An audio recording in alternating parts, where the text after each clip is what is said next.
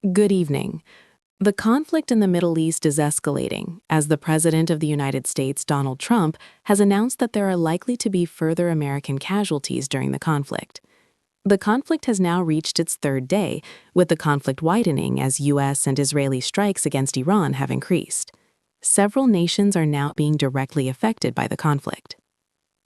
The U.S. Central Command has announced that 3 U.S. service members have been killed in action, while another 5 have been seriously wounded. The president has announced that there will likely be more American casualties during the conflict. He has also announced that the conflict is likely to last for weeks. The conflict will continue until all objectives have been met. As the conflict widens, Israel and the Hezbollah militant group, which is backed by Iran, have been exchanging fire across the border in Lebanon. The Israel Defense Forces, also known as the IDF, has ordered the residents of over 50 villages in Lebanon to evacuate the area. This is because of the rocket fire into northern Israel by Hezbollah. In Lebanon, traffic congestion has developed in major cities such as Beirut and Sidon as people leave their homes due to the evacuation order. A local told the BBC that the situation is absolutely miserable. The evacuation orders followed the start of attacks by the Israeli military on Hezbollah sites after the launch of rockets towards northern Israel. In Israel, Iranian missiles have landed in the city of Beit Shemesh, killing at least 9 people, according to the Israeli ambulance service. This is the worst attack on Israel since the conflict began, according to officials. The missile exchange marks an escalation of the conflict in terms of its scope and reach. In other areas of the Middle East, a British Royal Air Force base in Cyprus was attacked by Iranian forces in what the British Ministry of Defense said was a suspected drone strike on Sunday night. The Ministry of Defense confirmed the event but did not give further information regarding the operations in the statement quoted.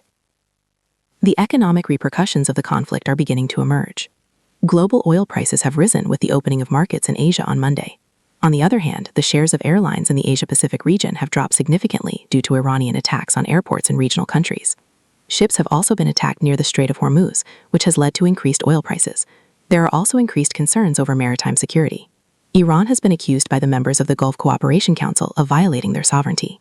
There has been widespread business disruption in the region following the strikes, as reported by the BBC Asia business correspondent. Diplomatic efforts are still open, with the U.S. Secretary of State Marco Rubio set to address the leaders of the Senate and the House on Tuesday at 1600 Eastern Time, 2100 GMT. When President Trump returned to the White House, he was asked whether Iran had violated the sovereignty of the U.S., and he did not comment. Vice President J.D. Vance has also shown no signs of supporting the actions by the U.S. against Iran. In Lebanon, it is close to 6 a.m. local time, and people are fleeing the country following the IDF order for people to evacuate, which has affected over 50 villages. There is heavy traffic on the roads leading to Beirut and Sidon, with people fleeing the country for safe havens. Residents of the capital woke up just before 3 a.m. local time following explosions, which were carried out by Israeli forces targeting Hezbollah. Hezbollah claims it launched the attack as retaliation for the murder of Iran's supreme leader, Ayatollah Ali Khamenei. The group claims it launched a salvo of precision rockets and drones targeting a missile defense site in northern Israel. The Israeli military has confirmed that it launched an attack, citing that it was in retaliation to Hezbollah joining the campaign.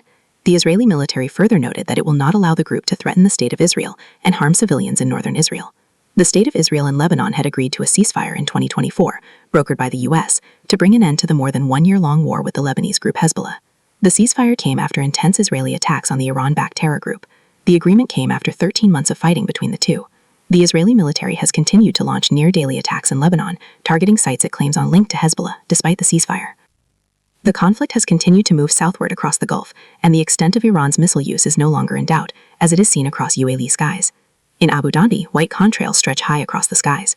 The UAE Defense Ministry says it has repelled 165 ballistic missiles, 2 cruise missiles, and 541 Iranian drones, all of them launched by Iran across the Gulf as of Sunday afternoon. The Defense Ministry says it has dealt with these, but it does not offer further details. This is a big development as Iran has widened its targets since the conflict began on Saturday morning. The widening of targets is an indication that the conflict is no longer limited to the initial flashpoints.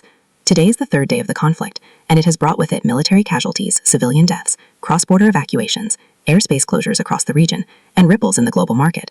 Trump says more U.S. soldiers will be killed, and Israeli officials have vowed to increase attacks on Iran. The developments come as the situation continues to unfold, and the focus is now on the next rounds of military engagements. The next update will bring us the sequence of developments on the ground in Lebanon, Israel, and the Gulf, as the conflict continues to widen.